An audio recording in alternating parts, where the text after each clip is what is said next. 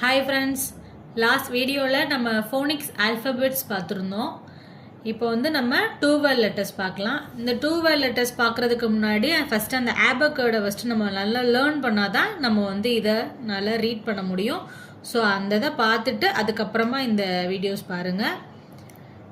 A, im, am, do, it, to, an, go, me, or, as, he, my, so, x, at, is, no, up, be, in, of, by, if, on, we, us, ox.